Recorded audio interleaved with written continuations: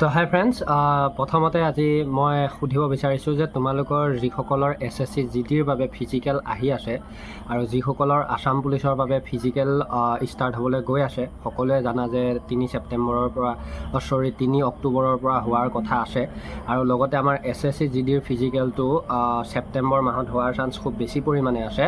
গতিকে তোমালোকক প্ৰথমতে সুধিছোঁ যে কাৰ কিমান টাইমিং আমাৰ ফিজিকেলত লাগি আছে, মানে ৰানিং প্ৰেক্টিছত, সেইটো পাৰিলে তলত কমেণ্ট কৰি জনাই দিয়া। এতিয়া মই দুটামান কথা ক'ম SSC GDৰ ওপৰত। এতিয়া আমি সকলোৱে যিহেতুকৈ SSC GDৰ ফিজিকেল কেতিয়া হ'ব, নতুন ভেকেঞ্চি কেতিয়া আহিব, বা নতুন ভেকেঞ্চিটোৰ বাবে যদিও আপডেট পাইছোঁ, পুৰণাখিনিৰ বাবে আমি ফিজিকেলৰ কোনোৱে আপডেট এইবাৰ দেখিবলৈ পোৱা নাই।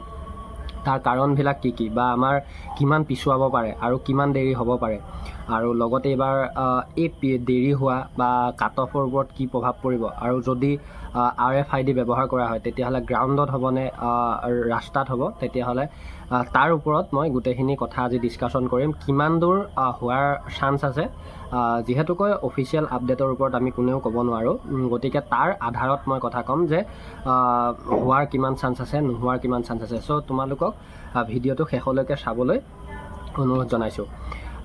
যদি মই কওঁ তেতিয়াহ'লে যিটো আমাৰ নতুন ভেকেঞ্চি আমি সকলোৱে জানো, আমাৰ সেইদিনাখন মানে 5 ছেপ্টেম্বৰৰ পৰা এপ্লাই চলিব বুলি আমাৰ এখন ন'টিচ দিছে অফিচিয়েল আপডেটত ssc.gov.in-ত। তো এতিয়া আমি এটা কথা 99% আমি কনফাৰ্ম হ'ব পাৰিছোঁ যে নতুন ভেকেঞ্চিটো মানে আমাৰ 5 ছেপ্টেম্বৰৰ পৰা চলিব আৰু জানুৱাৰী ফেব্ৰুৱাৰীত এক্সাম হ'ব। গতিকে আমি এতিয়া যিসকল কেণ্ডিডেটে ভাবিছোঁ যে এইবাৰত আমাৰ 2023-24টোত বেয়া হৈ গৈছে, গতিকে আমি নতুনটোৰ বাবে ভালকৈ লাগো বা ভালকৈ পঢ়ি এইবাৰ দিওঁ, চাকৰিটো 25ত লৈ লওঁ, সেইসকলক কৈছোঁ তোমালোকে অনলাইন কোচিং পাৰিলে লৈ লোৱা, নহ'লে যিসকলে অনলাইন কোচিং বেয়া পোৱা ইউটিউবৰ পৰা পঢ়িব পাৰা, আৰু যিসকলে ইউটিউবতো বেয়া পোৱা কিতাপ ব্যৱহাৰ কৰিব পাৰা, আৰু আজিকালি বহুত প্লেটফৰ্ম আছে পঢ়িবৰ বাবে। আৰু এতিয়া কথা হ'ল, যিসকলে দৌৰি দৌৰি অধৈৰ্য হৈ পৰিছা যে এইবাৰ ফিজিকেল নহয় বা যিটো 23-24ৰ ভেকেঞ্চি পষ্টপন হ'ব, তো সেইসকলক কওঁ শুনা।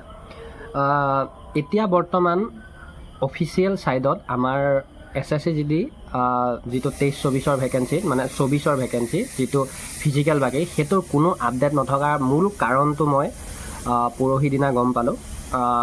প্ৰথম কথা হ'ল, এতিয়া তোমালোকে যিসকলে নিউজ বেছি চোৱা তেওঁলোকে এটা কথা নিশ্চয় জানিবা যে আমাৰ এতিয়া গুজৰাট ছাইডত যথেষ্ট পৰিমাণৰ বানপানী হৈ আছে, আৰু তাত প্ৰাকৃতিক দুৰ্যোগত এতিয়া বিধ্বস্ত, গোটেই গুজৰাটখন বুলি ক'লেও ভুল নহয়, বিধ্বস্ত।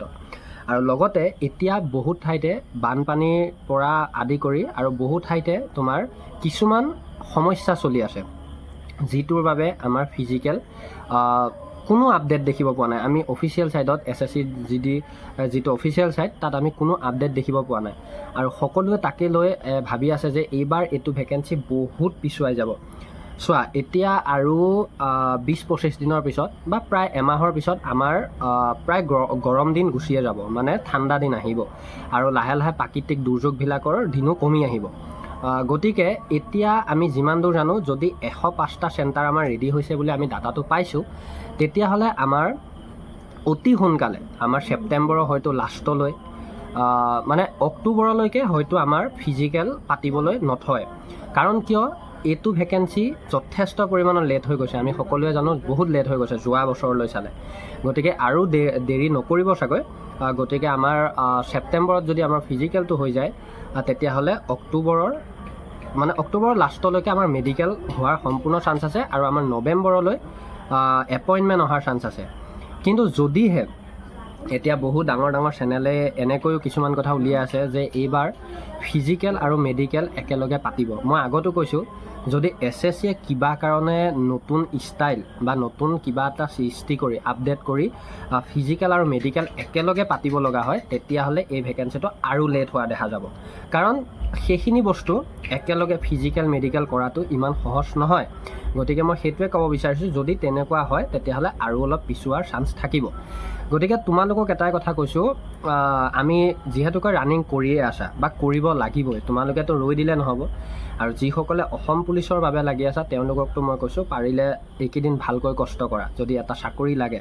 যিহেতুকৈ অসম পুলিচৰ ফিজিকেলটো মেইন, ফিজিকেলৰ আমাৰ মাৰ্কটোৱে তোমাক চাকৰি দিয়াত সহায় কৰিব।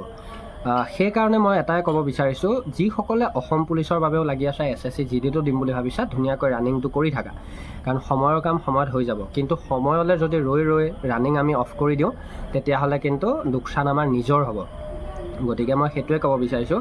আৰু যিসকল ল'ৰা ছোৱালীয়ে নতুন ভেকেঞ্চিৰ বাবে ষ্টাৰ্ট কৰিম বুলি ভাবিছা, তেতিয়াহ'লে ডিছক্ৰিপশ্যনত ভাল কিতাপৰ লিংক থাকিব, আৰু লগতে জব এণ্ড ডিফেন্সৰ লগত পাৰিলে তোমালোকে জড়িত হৈ ল'বা, কাৰণ ইয়াত সকলোখিনি আপডেট পাই থাকিবা।